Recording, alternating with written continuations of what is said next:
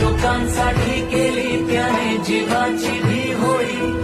लोक पुढे जाई सुख समृद्धी येई. तीच हो त्याची दिवाळी ना कधी हा थांबला.